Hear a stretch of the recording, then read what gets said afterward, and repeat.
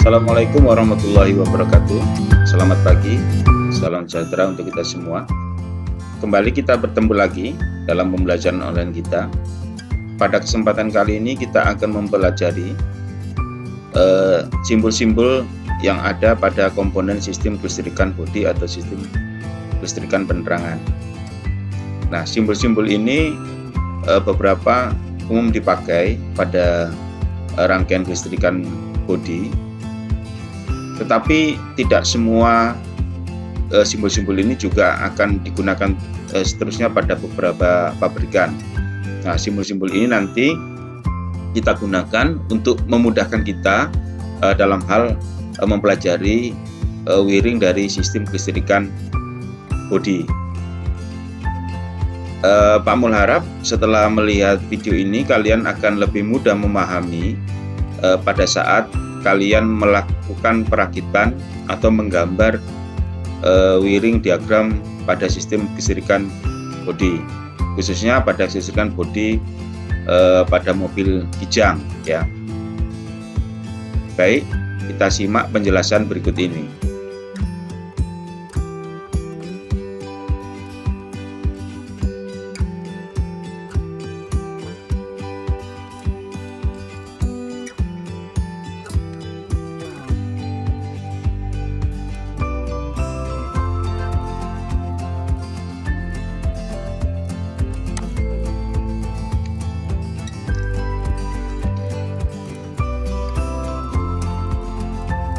Oke, kita mulai pembahasannya. Jadi kita akan membahas simbol-simbol komponen pada wiring kelistrikan bodi. Ya. Jadi kita akan membahas tentang simbol-simbol komponen pada wiring kelistrikan bodi. Apa saja? Oke. Yang pertama, kita lihat simbol tentang lampu ya. Lampu atau dop lampu ya, ini ada yang 2 filamen, ada yang 1 filamen. Di depan ini kita melihat ini adalah lampu dengan 2 filamen. Apa cirinya? Ya, nih ada tanda silang 2 di sini. Kalau tanda silangnya 2, berarti ini menggunakan 2 filamen. Kita lihat di sini ada berapa titik pin atau terminal? Ada 3 ya. Ada 3. Apa saja? Oke. Apa saja? Nah, ini tergantung dari nanti untuk lampu apa. Contoh di depan ini adalah lampu 2 filamen untuk lampu riting dan lampu kota ya. Ingat, jadi simbol ini nanti tergantung dari lampu apa itu nanti akan digunakan 2 filamen tadi. Nah, kita lihat yang pertama, simbol atau kode nomor 31 ya. 31 itu artinya adalah masa baterai ya. Masa baterai.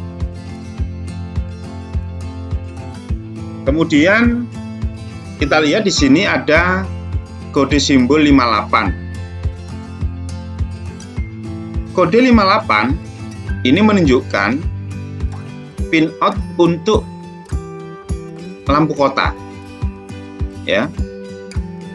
Ini pin out untuk lampu kota. Jadi kalau kita mau akan menyalakan lampu kota, maka kita hubungkan pin nomor atau kode nomor 58. Kemudian kita lihat di bagian bawah ya.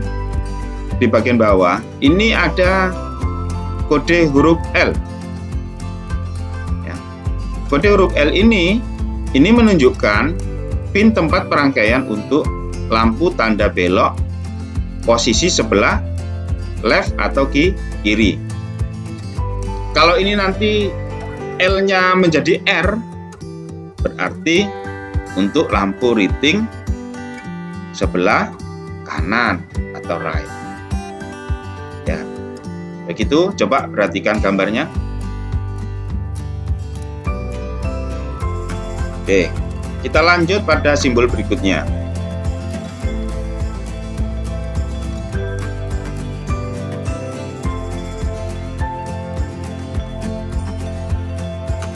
Oke, Pak Mul tambah penjelasannya ya. Seperti yang Pak Mul sampaikan di awal, jadi untuk lampu 2 filamen ini tergantung nanti pinnya pin apa.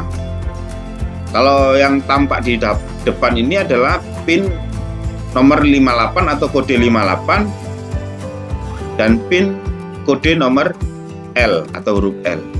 Nah, tapi kalau misalnya di sini muncul kode 54 atau pin simbol nomor 54, itu menunjukkan tempat atau posisi pemasangan untuk penghubungan lampu rem. Ya. Kemudian kalau kodenya muncul 56A, ya, berarti untuk lampu depan jauh, ya. Jadi lampu depan itu atau lampu kepala kan ada jauh sama dekat. Nah, kalau munculnya di situ kodenya di simbolnya ada 56A, berarti di situ tempat untuk menghubungkan menyalakan lampu kepala jauh. Kalau misalnya munculnya adalah kode 56B, ya, berarti ini menunjukkan untuk tempat perangkaian lampu kepala posisi dekat. Ya.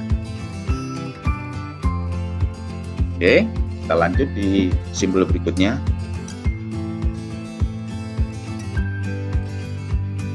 Berikutnya untuk lampu dengan 1 filamen. Kalau tadi untuk lampu dengan 2 filamen itu tanda silangnya ada 2 ya. Ya, kita lihat. Nah, ini ada 2 tanda silang di sini. Ya, berarti ada 2 filamen. Apa itu filamen? Nanti waktu praktek kalian akan bisa lihat. Yang dimaksud filamen itu seperti apa. Nah, untuk lampu 1 filamen berarti tanda silangnya hanya ada 1, ya. Nah, untuk simbol huruf atau angkanya ya tergantung itu untuk lampu apa. Contoh di depan ini ya, ini untuk lampu kontrol ya. Lampu kontrol. Kodenya kode 15 dan 31. Tadi 31 kita udah membahas apa 31. 31 adalah massa atau baterai minus ya. Kemudian untuk 15, nah 15 ini adalah posisi penyambungan pada kunci kontak pada posisi kunci atau ignition. Oke, berikutnya kita lihat simbol yang bagian bawah ya. Ada simbol 1 kotak lagi nih, klakson ya. Simbolnya seperti ini ya, simbolnya seperti ini. Seperti yang Pak Mul disampaikan di awal, bahwanya simbol ini memang digunakan untuk mempermudah kita dalam melakukan perangkaian. Di beberapa merek mungkin tidak akan sama ya untuk posisi atau penggambaran dari sebuah simbol. Ya. Karena kita akan menggambar sebuah wiring, tentu kita memerlukan sebuah simbol. Ya, makanya ini tidak baku ya. Jadi nanti kalau kalian melihat di wiringnya Toyota yang baru di Avanza, kamu tidak akan melihat simbol-simbol seperti ini. Ya, akan berbeda. Tetapi pada prinsipnya itu adalah sama. Ya. Sekarang kita lihat klakson. Nah, klakson ini punya 2 pin ya, punya 2 pin, pin nomor 31 dan pin nomor 30 ya kalau di sini. Oke, 31 sudah tahu ya, Pak Mul tidak sebut lagi. Nah, 30 apa? 30 ini adalah baterai plus ya. Ini langsung hubungan menuju baterai positif ya, tanpa melalui kunci kontak IG ya. Oke, silakan diperhatikan simbol klakson.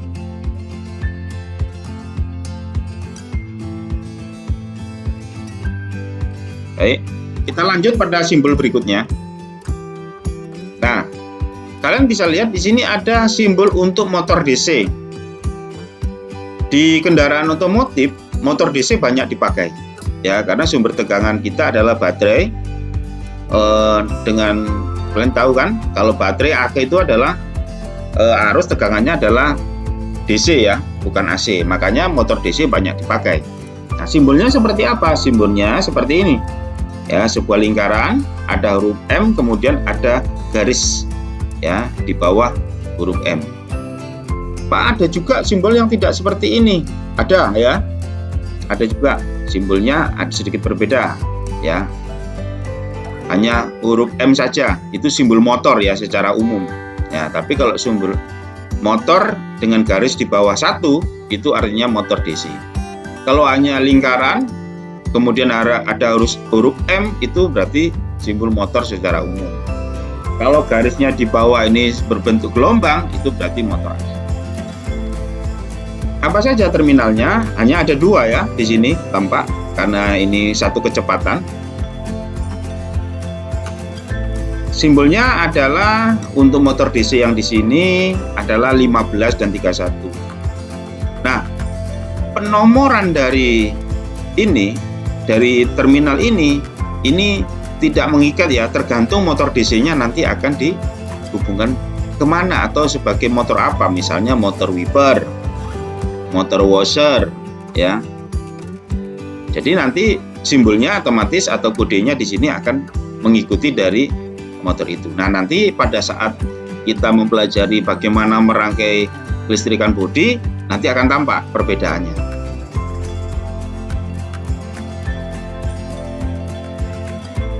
Oke, berikutnya motor wiper ya. Nah, motor wiper ini sebenarnya juga motor DC. Perhatikan ada lingkaran, kemudian ada huruf M dan garis di bawah, ini adalah simbol motor. Hanya saja bedanya dengan motor yang di depan tadi, di slide yang sebelum ini. Motor wiper ini punya dua kecepatan, ya. Sedangkan motor yang di awal tadi hanya punya satu kecepatan. Nah, ini yang membedakan. Nah, pada motor wiper ini dilengkapi dengan ya switch atau saklar pemberhentian. Ini yang sedikit berbeda di sini ya. Jadi supaya blade wiper itu berhenti di satu titik yang tetap. Ya, saat kita matikan saklar wiper, maka blade wiper akan berhenti di posisi yang sama, ya, ada di bagian bawah. Kalau memang wiper netralnya atau posisi normalinya ditaruh di bawah. Tapi kalau normalinya ditaruh posisi menghadap ke atas, ya seperti yang sekarang kita lihat ada beberapa kendaraan yang sengaja ditempatkan blade wipernya menghadap ke atas, ya nanti berhentinya di atas. Nah, itu ada fungsi dari switch pemberhentian di sini. Apa saja terminalnya? Yang pertama terminal B ya. Terminal B ini adalah sumber tegangan positif 12 volt ya, standby 12 volt di sini. Nanti akan jelaskan gunanya untuk apa. Kemudian 31 udah tahu ya, 31 apa. Kemudian S adalah switch pemberhentian ya. Kemudian 1 dan 2. 1 berarti kecepatan rendah, 2 adalah kecepatan tinggi. Nah, di motor wiper ini tidak ada apa namanya intermittent ya, pemberhentian yang berkala ya. Ya, misalnya kan kalau di mobil-mobil yang baru sekarang setiap berapa detik wiper itu nyala kemudian mati lagi, otomatis ya. Digunakan biasanya saat hujan rintik-rintik ya, belum terlalu deras itu ada. Tapi di motor wiper yang tampak di gambar ini itu tidak ada. Ya. Ya, nanti pada saat praktek mungkin kalian akan bisa lihat. Pak mau jelaskan bagaimana cara bekerjanya. Perhatikan saklar di bawah dulu ya. Ini adalah saklarnya, pasangannya ya, pasangannya dari motor wiper. Pasangannya dari motor wiper adalah saklar motor wiper. Terminalnya hampir sama, ada terminal S, ada terminal 1, ada terminal 2 ya. Cara kerjanya begini. 1 ya, 1 ini adalah kan kecepatan rendah ya. Kecepatan rendah. Seperti yang kita tahu pada prinsip motor Ya, kalian di kelas 10 pasti sudah mempelajari bagaimana sebuah motor itu bekerja. Ya. Motor DC bekerja ya, berdasarkan dari input tegangan yang diberikan. Dan di motor DC tipe ini berarti ada magnet permanen ya. Kita lihat di sini ada merah ini, merah kotak ya, kemudian ada warna biru ya. Karena backgroundnya biru, dia menjadi biru. Artinya ini ada magnet di sini, magnet permanen di sini. Kemudian ada lilitan. Manakala diberikan inputan tegangan di pin 1, ya, maka arus akan mengalir menuju motor, ya. Kemudian motor akan berputar ke arah kanan atau ke arah kiri tergantung inputannya, ya. Kemudian ke 31. Ya. Nah, saklar pemberhenti yang digunakan untuk ya, pada saat kita matikan wiper melalui saklar motor wiper kita off kan, maka posisinya ya perhatikan, ini kalau misalnya kita akan menuju posisi 1 ya, kecepatan 1, maka titik di 15 ini saklar di posisi S kita pindah ke posisi 1 ya, kita pindah ke posisi 1 sehingga nanti akan mengalir menuju ke arus akan mengalir menuju ke motor kemasan. Oke, nanti mungkin akan lebih detail saat kita membahas bagaimana merangkai. Jadi setelah video ini, video berikutnya nanti kita akan membahas satu persatu bagaimana merangkai komponen-komponen tersebut. Oke, Pak Mul lanjut dulu.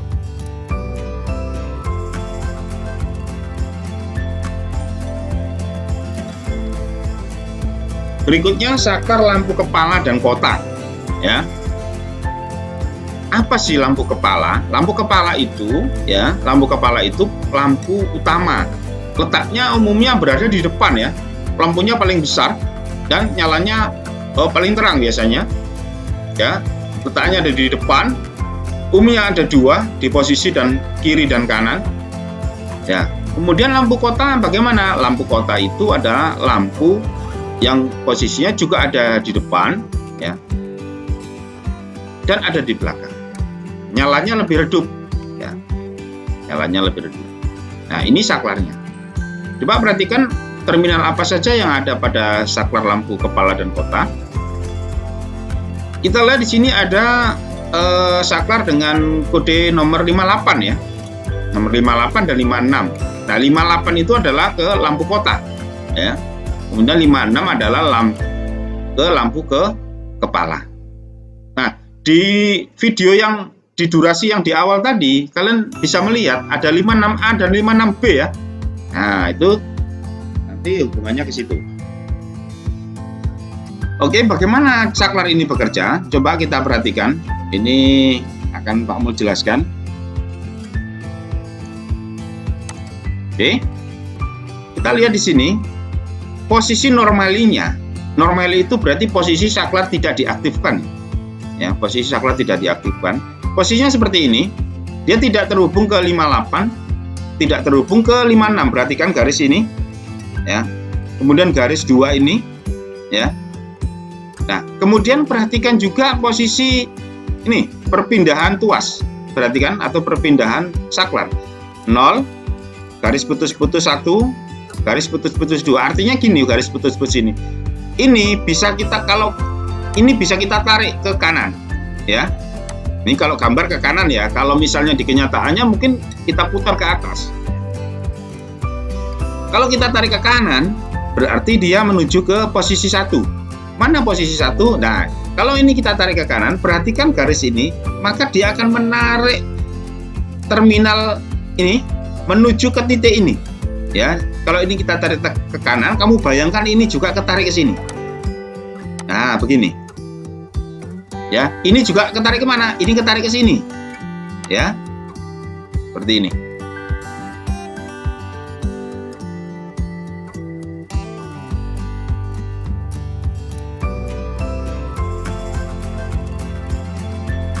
Oke ya, jadi ini kita tarik ke sini.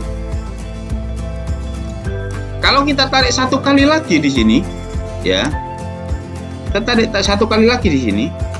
Maka ini dia akan berpindah satu kali juga ke sini. Ya. Ini juga akan berpindah satu kali lagi ke sini.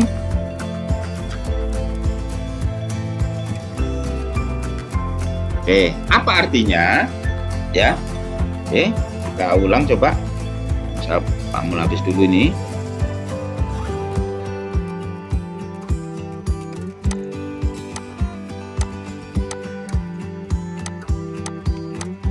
Kita hapus dulu. Oke.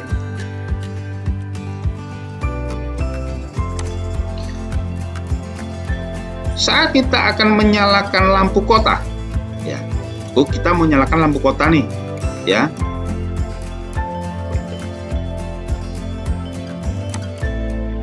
Kita akan menyalakan lampu kota. Lampu kota nomor berapa? 58 kan? Berarti kita akan tarik tuas satu kali ke angka 1. Dari 0 ke angka 1. Saat gini. Ya, panjangan ya. Nah, ke sini. Sehingga ini berpindah ke sini. Ya. Yang ini berpindah ke sini.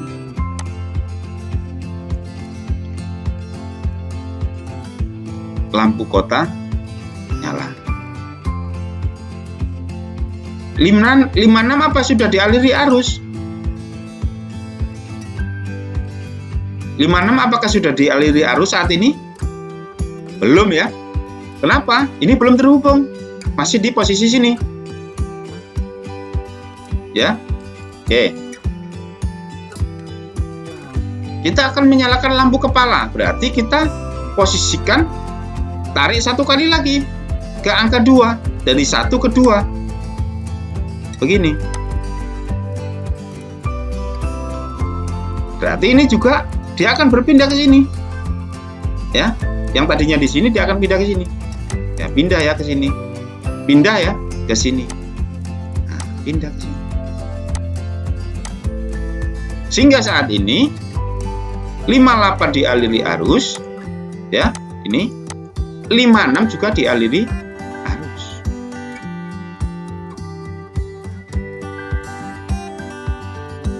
Kalau kita mematikan 56 gimana? Ya, kita mundurkan dari 2 ke 1.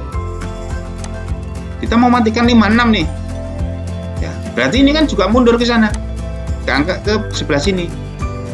Ya, ini juga mundur ke sini. Oke. 58 apa mati? Belum. Ya, masih terhubung lewat ini. 56 sudah mati.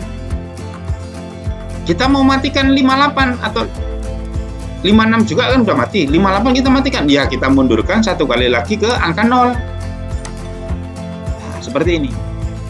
Ini dia pindah ke sini.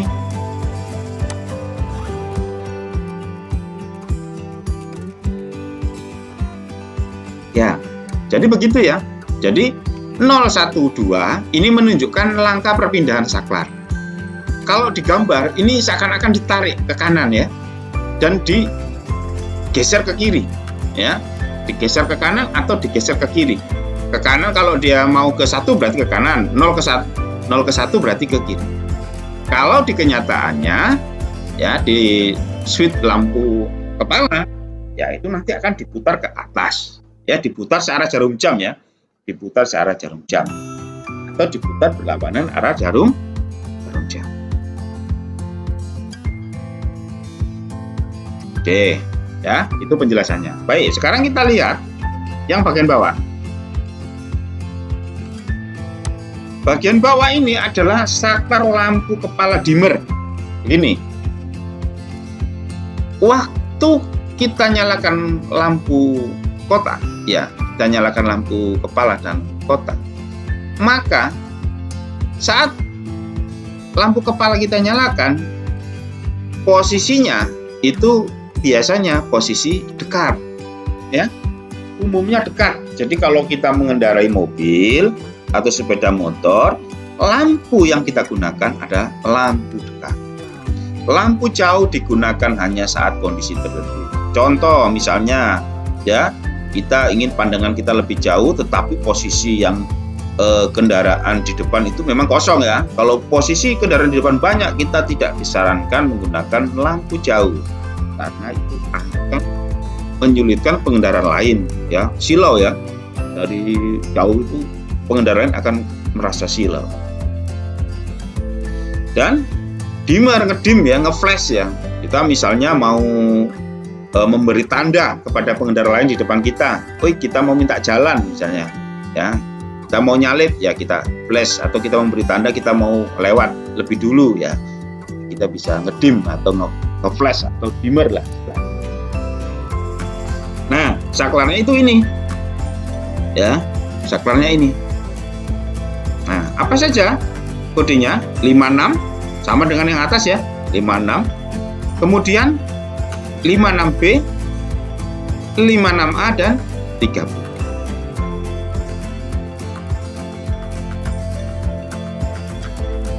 Perhatikan, 56B itu adalah lampu dekat, 56A adalah lampu jauh. Ya, ini saklarnya ya, bukan lampunya. Tadi kan lampunya udah kita bahas, yang lampu 2 filamen tadi. Sekarang ini berarti 56B ini untuk saklar untuk lampu jauh. Saklar untuk lampu dekat. 56A saklar untuk lampu jauh. Ya. Dan untuk apa? Lampu dimmer atau lampu flash. Bagaimana bekerjanya? Ya, bekerjanya seperti ini ya. Hampir sama dengan yang di atas. Saat posisi normalinya itu adalah 56 terhubung dengan 56B. Ya, 56 terhubung dengan 56B. Saat kita akan melakukan atau mengaktifkan lampu jauh, maka saklar yang ada di 56B kita pindah ke 56A. Ya, saat kita akan mengaktifkan lampu jauh, saklar 56B kita pindah ke 56A. Ya, di sini kamu kasih pointer.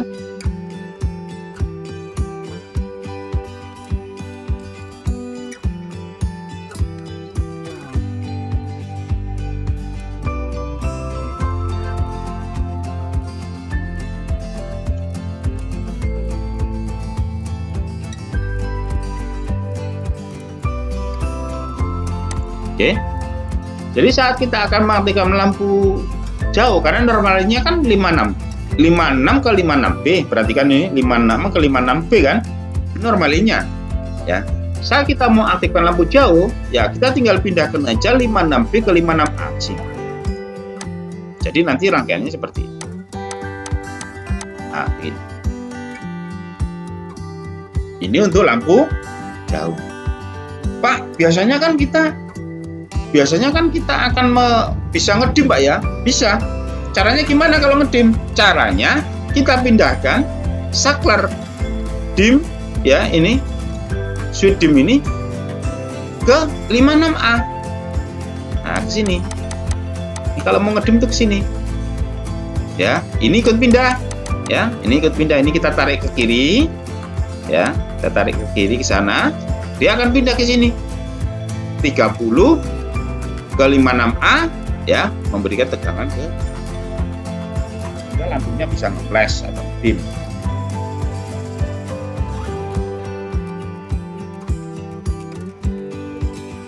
Oke, berikutnya paham ya di sini ya. Nanti kalau belum paham diulang-ulang ya. Oke, berikutnya kita lihat kunci kontak. Ya, kunci kontak. Nah, kunci kontak umumnya ada 4 terminal umumnya ya untuk kunci kontak bensin ya. Kecuali kalau untuk diesel ya. Tapi pada beberapa model mobil keluaran sekarang ada 6 biasanya. Tapi 6 itu yang 2 itu adalah ini paralel dari IG dan paralel dari IG ya biasanya, sama B-nya ada 2. Oke, sekarang kita lihat yang di depan.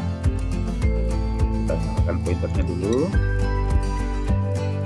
Oke, jadi terminal 4 ini apa saja? Yang pertama 30 ya, 30 plus baterai atau baterai plus. Kemudian 15 posisi ignition ya. Kemudian 50 posisi kunci kontak starter. Kemudian 75 posisi kunci kontak ACC atau aksesoris. Oke, ya perpindahannya sama seperti tadi ya. Sama seperti tadi. Ingat-ingat ada 4, 30, 15, 50 dan berikutnya saklar lampu tanda belok dan hazard. Ke saklar lampu riting. Baik, kita lihat di sini terminalnya. Kalian bisa lihat ada terminal 30, terminal 15 ya, R, L ya, kemudian B atau 49 masuk flasher, L atau 49A masuk flash ini, L atau 49A ya, ini ya, kurang. Misal kita akan menyalakan lampu riting sebelah kiri ya. Kita tinggal pindahkan ya saklar ini ke kiri. Berarti kan normalinya begini ya. Normalinya begini. Ini ada 49 di sini nyambung ke sini. Ini standby positif di sini. Ya. Positif dari flasher ya. Positif dari flasher itu dia udah kedip ya, sudah ada kedipan, tinggal kita pindahkan aja.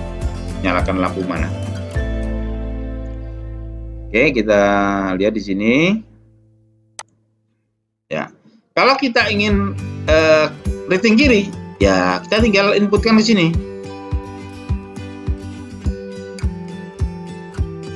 Ya. Jadi posisinya kalau kita mau kiri, kita pindahkan ke kiri. Seperti ini ya. Kalau mau kanan ya kita pindahkan ke kanan. Seperti itu. Kita mau menyalakan lampu riting sebelah kiri, ya kita pindahkan ke kiri. Sehingga apa? Arusnya mengalir ya dari sini menuju ke sini ya, ini ke L. Lupa kalau ke kanan bagaimana? Ya tinggal kita pindahkan ke kanan. Ya. Ini pindah ke kanan, maka arusnya akan mengalir ya dari sini ke kanan. Ini untuk menyalakan lampu riting kiri dan kanan. Lalu bagaimana kalau kita akan menyalakan hazard? Ya, hazard itu kan berarti kan nyala kedua-duanya ya. Artinya riting kiri dan riting kanan itu dua-duanya nyala. Kita pindahkan saklar hazard, posisi ini kita pindah ya, kita tarik ke kiri, ya tarik ke sana, maka ini akan berpindah ke sini, ini akan berpindah ke sini, ini akan berpindah ke sini. Sehingga apa? Hazard mendapatkan tegangan, flasher akan dapat tegangan dari 30 ya, 30 baterai ya tanpa kunci kontak. Kalau tadi kan ratingnya lewat kunci kontak ya.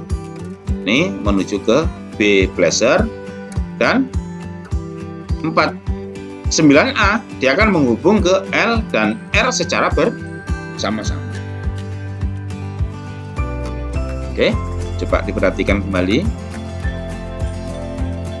Oke. Berikutnya flasher. Flasher ya, flasher umumnya kita gunakan 3 terminal ya. Ya. Kita menggunakan yang 3 terminal di sini. Apa saja terminalnya? B, E dan L, bel ya. B E L, bel. B adalah tegangan baterai positif, inputan baterai 12 volt, dari mana nanti dihubungkan dari saklar ya. Kemana? Ke saklar riting ya, saklar riting, terminal B nya tadi. Kemudian L ke saklar juga ya, terminal L tadi, L yang 49A ya. Kemudian E ke massa ya, massa bodi, ke massa bodi.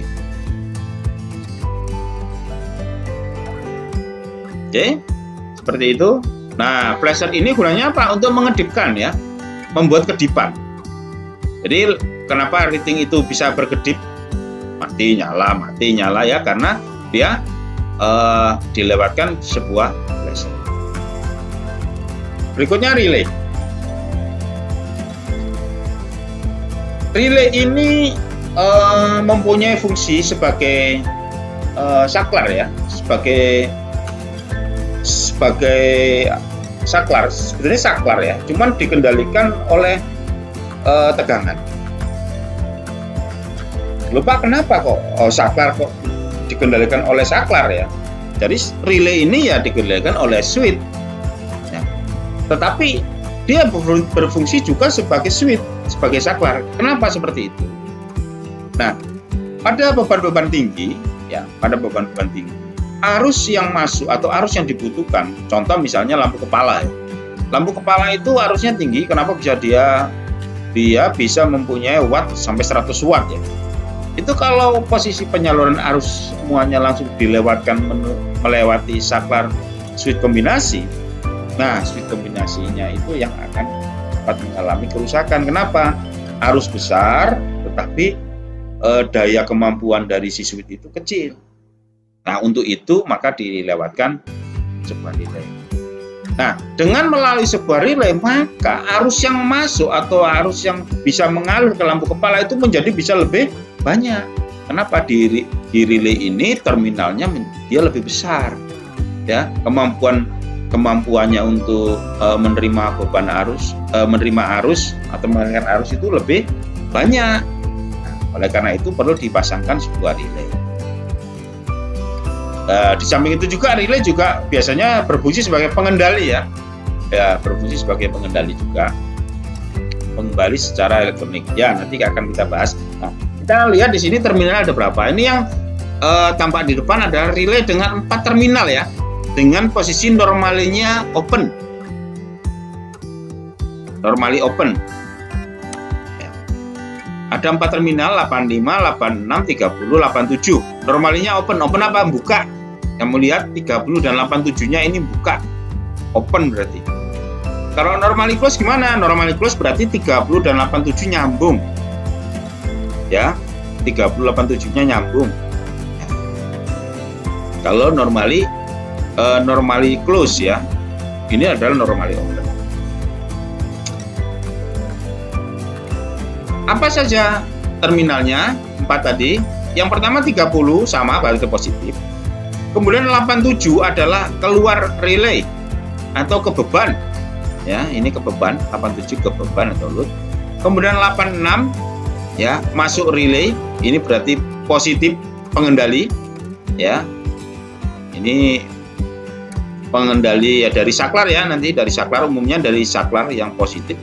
Kemudian 85 ini adalah pengendali arus negatif ya. Nah, nanti tergantung yang kita mau mainkan atau mau kita putus 86-nya atau 85-nya, positifnya atau negatif. Ya. Cara kerjanya gimana? Cara kerjanya seperti ini. Saat 86 ya, saat 86 dan 85 mendapatkan tegangan. Saat misalnya kita 86 kita beri positif. Kemudian 85 kita beri negatif. Blok yang kuning ini dan ada garisnya ini adalah simbol sebuah lilitan atau kumparan, lilitan atau kumparan ya. Yang seperti kamu ketahui bahwasannya apabila sebuah lilitan dialiri arus listrik, maka yang terjadi adalah lilitan tersebut akan menghasilkan medan magnet. Nah, medan magnet yang ada, yang dihasilkan pada lilitan ini, itu akan menarik saklar sehingga tertarik. Jadi saat ini diberi positif dan negatif, ini menjadi magnet.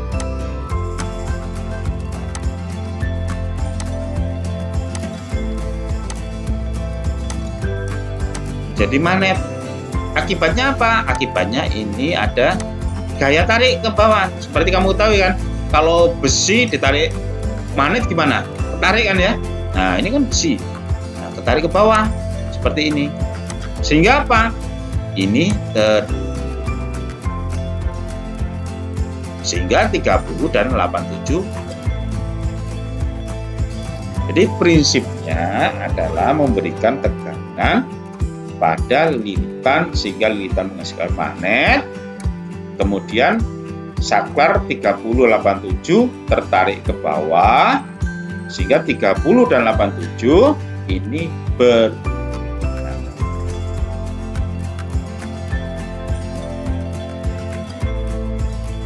Oke.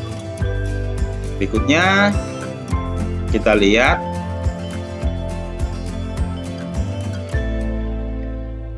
saklar ya. Nah, ada beberapa tipe saklar seperti ini. Yang pertama saklar penghubung ya, seperti ini.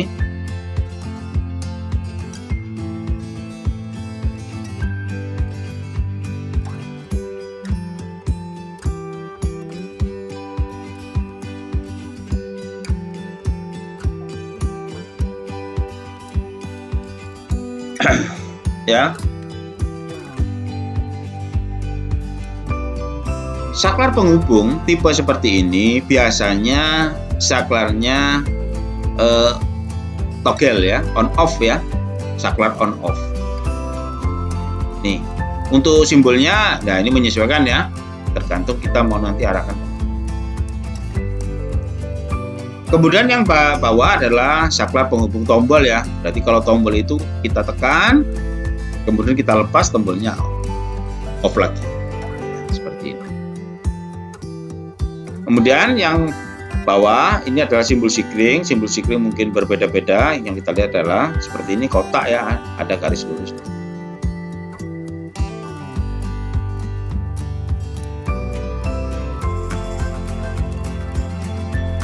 Berikutnya baterai. Ya, baterai atau aki atau acu ya, tulisannya acu bacanya. Positif dan negatif, terminalnya 30 dan 31.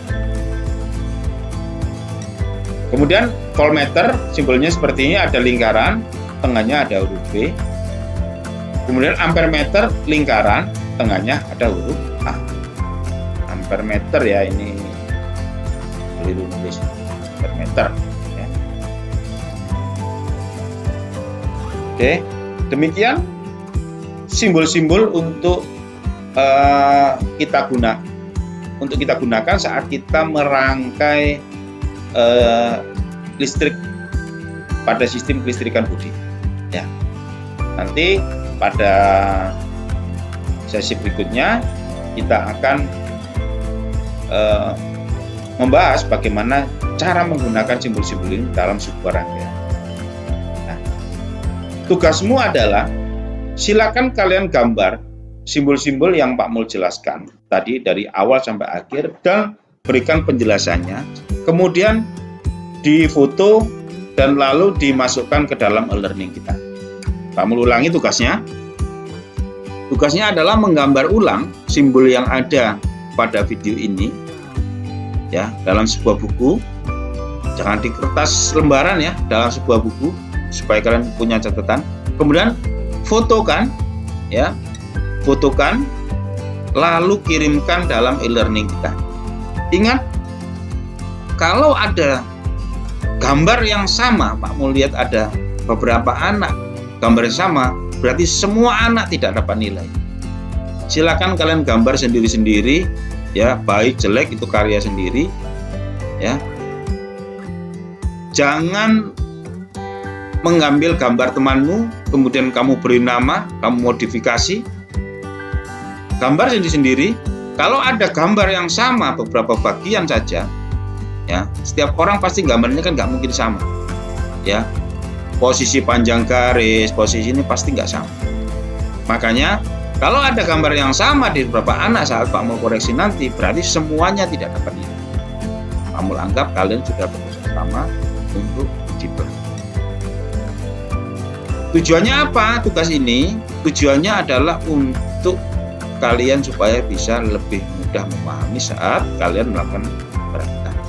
Pada pertemuan mendatang kita akan membahas rangkaian masing-masing lampu yang ada di listrikan bodi ini. Oke, selamat mengerjakan tugas ya. Untuk waktu dan jam pengumpulannya silakan perhatikan di e-learning kalian masing-masing. Sekian, terima kasih. Assalamualaikum warahmatullahi wabarakatuh.